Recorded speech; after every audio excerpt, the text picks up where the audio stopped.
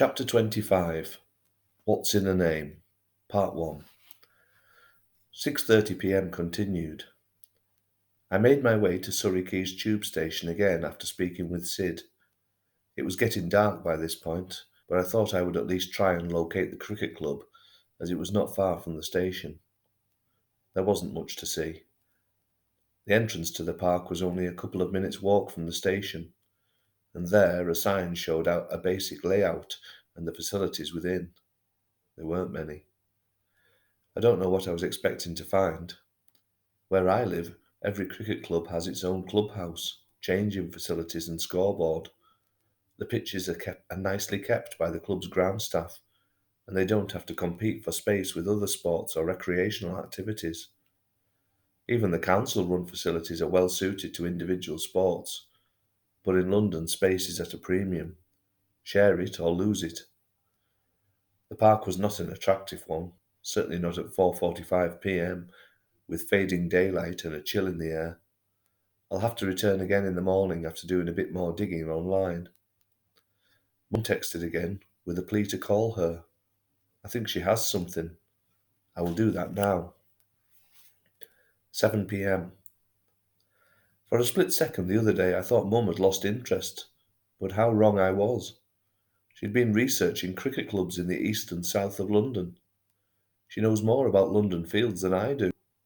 She's also joined various cricket club Facebook groups including Blackheath, Dulwich, Brockley, South Bank, and of course Southwark Park. She had received replies from all of them, and she shared the conversations with me. They were all very friendly and helpful, but the messages were from current team players, nobody who would have had much of an idea of what the team was like in the 70s and 80s. She had a conversation with Johnny W. from Southwark Park Cricket Club. He sent links showing old newspaper reports about the club, but there was nothing in them that would lead me to Ernie. He also suggested that, back then, the park itself was in a much worse state than it is now, and you're more likely to hear gunshots than the sound of wickets falling. The park had been home for glue sniffers and druggies, not gentlemen in whites. Mum also posted a message from their Facebook homepage, and she was pleased to report that she'd been sent a personal message from a Kenneth Simpson. He had been the club captain for the team back in the early 80s. He had promised to dig out his old scrapbooks and would be more than happy to talk with me. And again, Mum left my number with him and explained I was in London. She thanked him, and he promised to call me once he'd rooted through his cupboards. She said the messages were sent around 4 p.m. I'll nip out for a takeaway and come back to the room. No need to go out again tonight, and hopefully this Mr. Simpson will call sooner rather than later, and I can make plans to see him. I think a nice chicken kebab will do for tonight's culinary treat. Near Pimlico Station there was a very clean-looking Abracababra. That will do for me. 8:45 p.m. I've just spoken to Mr. Simpson. He was a bubbly chap, archetypal Cockney, loud and confident, but warm and friendly too. He said he had spent half the evening trawling through folders and boxes. He laughed when he told me that he had even found his wife's wedding ring in there. I didn't inquire as to why it was in a box, or to the whereabouts of Mrs. Simpson. Maybe she was in there too. He told me that he'd found a number of scrapbooks from the time he played for Southwark Park, and he assured me that his memory was as sharp as it ever was, and he never forgets a face. He asked me if I'd like to go over to his flat in the morning for a coffee and a catch-up.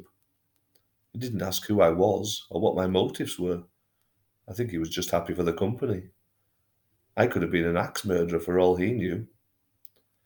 He gave me his address. Flat 45, Grasmere Point, Old Kent Road, South Bermondsey. I was to get the train to South Bermondsey and head down the Ilderton Road until I reached the tower blocks. He told me to look up at that point, and he was somewhere up in that tower block.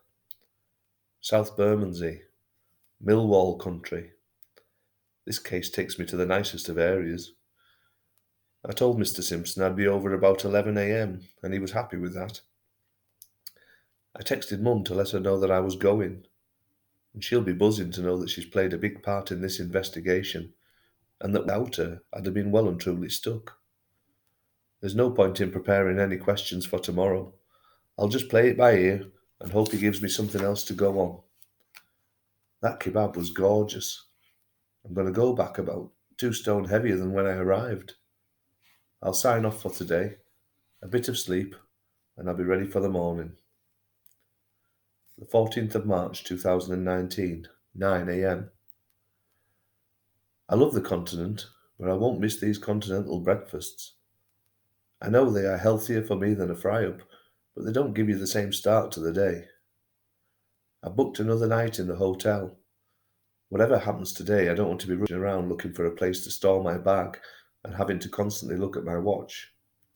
This is proving to be an expensive trip. I think I've spent as much here as I did in New York. And what have I got to show for it?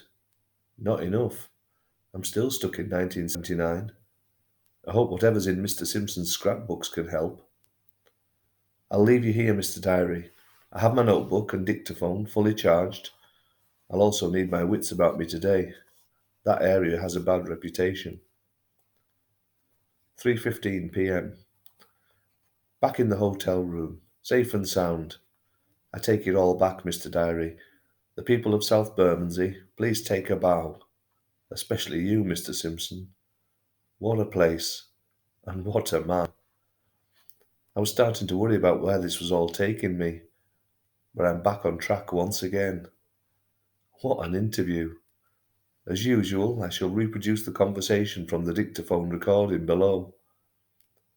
Finding his address was easy, and I felt very happy on the way back. Everyone, from the conductor on the train to the locals I asked for direction, were all pleasing and obliging. 2 of them even walked me the last quarter of the mile to make sure I didn't get lost. I'll have a soft spot for Millwall from now on, and not many people say that.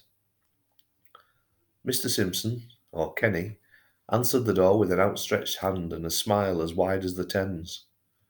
A short but stocky man, in his early 60s, I'd guess. Arms covered in tattoos.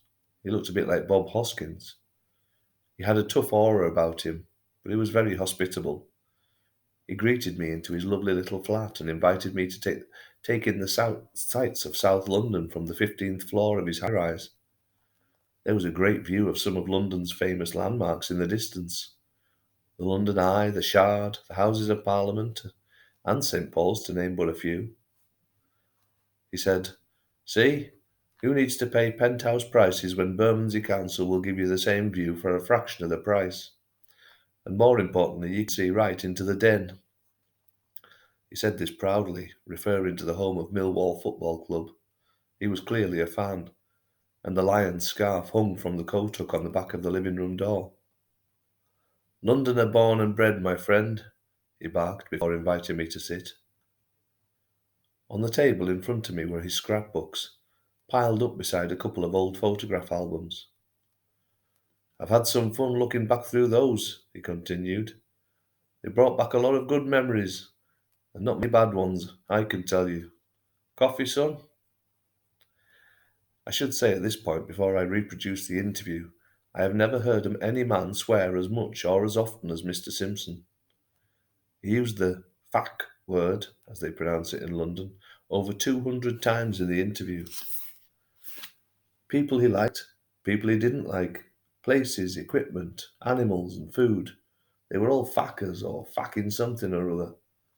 I have omitted most of the swearing from the reproduction, but I plan to listen back to the recording on the dictaphone on many occasions in the next few weeks if I'm ever feeling down. He was hilarious. Then the interview started.